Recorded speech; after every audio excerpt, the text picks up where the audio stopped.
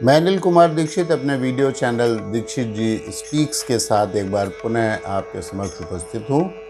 और आज है तारीख 9 अक्टूबर सन 2021 और दिन है शनिवार। अपने वीडियो में मैं अपने सभी श्रोताओं और दर्शकों का स्वागत करता हूँ, उन्हें प्रणाम करता हूँ। हम आपके सामने भक्ति श्रृंखला के अंतर्गत श्रीमद् भागवत कथा के अध्याय सारांश रूप में प्रस्तुत कर रहे हैं। हम अभी तक कथा को 59 भागों में प्रस्तुत कर चुके हैं। आज हम कथा का 60वां भाग आपके सामने प्रस्तुत करने जा रहे हैं। 60वें भाग में हम 8वें स्कंद के अध्याय 10 और 11 की कथा को प्रस्तुत करेंगे। तो श्री हरि के नाम के साथ हम कथा का प्रारंभ करते हैं। सुखदेव जी ने आगे की कथा कहते हुए बताया कि जब समुद्र मंथन हो रहा था तो देवताओं ने और दैत्यों ने दोनों ने समान रूप से पूरे ही परिश्रम के साथ कार्य किया, लेकिन जो कार्य दैत्यों ने किया था वो लगन से तो किया था, लेकिन परंतु उन्होंने भगवान को उसमें याद नहीं किया था। उनका जो परिश्रम था, उन्होंने अपना परिश्रम भगवान को समर्पण नहीं किया था, अतः उनको जो था अमृत की प्राप्ति नहीं हो सकी। जो पुरुष जो कुछ भी अपना किया दिया होता है, लेना देना होता है, सब भगवान को अर्पित करते हैं, वे ही जो है जीवन में सफलता प्राप्त करते हैं। भगवान तो उसके बाद जैसे ही अमृत का वितरण हो गया, उसके बाद वो गरुड़ के ऊपर सवार होकर के चले गए।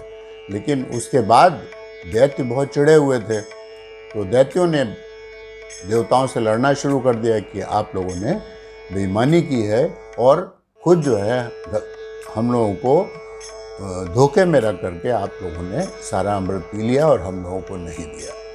पहले तो झगड़ा शुरू हुआ बातों में, फिर वापस में क्या हुआ कि जोर से लड़ाई होने लगी और फिर उस लड़ाई ने पूरे एक युद्ध का रूप धारण कर लिया और एक भयंकर युद्ध वहाँ पर शुरू हो गया।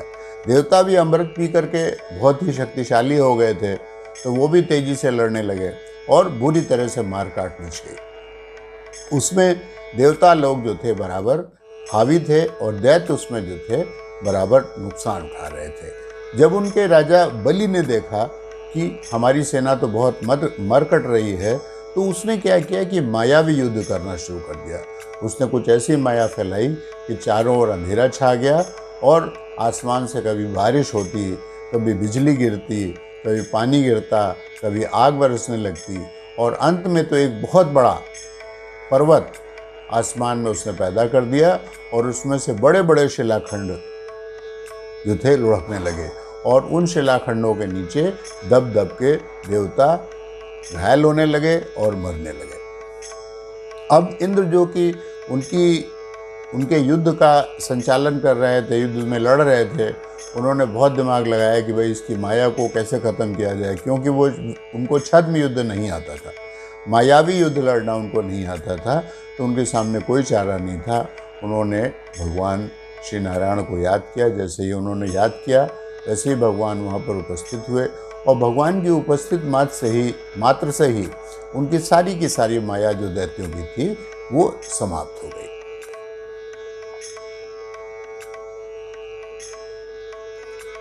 उससे पहले क्या हो रहा था कि देवता किसी तरह से जो है दैत्यों को पा ही नहीं रहे थे। क्यों? क्योंकि उन्होंने ऐसा छद्म युद्ध कर रहे थे कि वे किसी को दिखाई नहीं देते थे देवताओं को, और वो चुपके से अपना पीछे से वार करके और उनके लोगों को परेशान करके, उनको घायल करके या उनको मार करके भाग जाते थे, वो दिखते ही नहीं थे।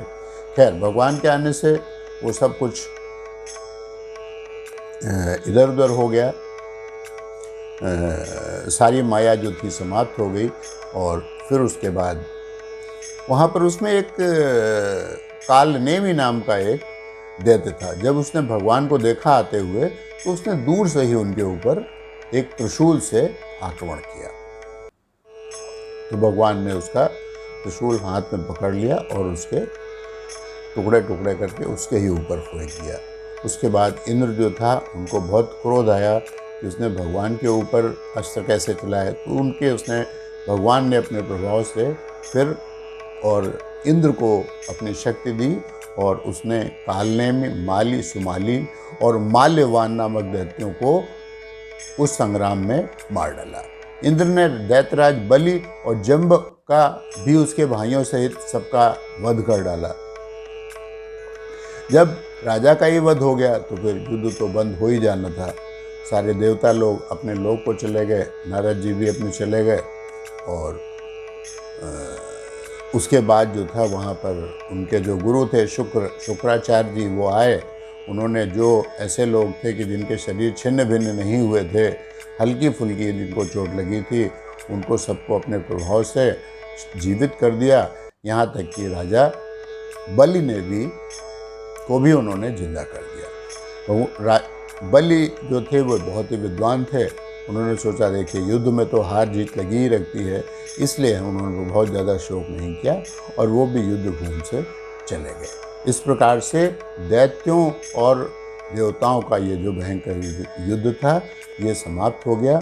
और इसी के साथ श्रीमद् भागवत कथा के 8वें स्कंद के 11वें अध्याय तक की कथा पूर्ण हो गई है। अब इसके आगे की कथा हम अगले वीडियो में प्रस्तुत करेंगे।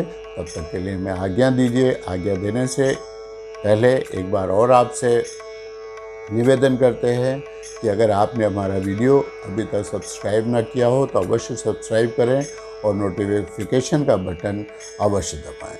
और अगर आपको ये कथा और ये वीडियो प्रस्तुत करने का तरीका हमारा अच्छा लग रहा है तो इसको अधिक से अधिक लोगों के साथ शेयर करें और अपने जो भी विचार हों इस मामले में, जो भी टिप्पणियाँ हों, उनसे हमको अवश्य अवगत कराते रहें, जिससे कि हम इसकी गुणवत्ता में सुधार कर सकें। तो अब हमको इजाज़त दीजिए, मैं से विदा लेता हूँ। नमस्कार।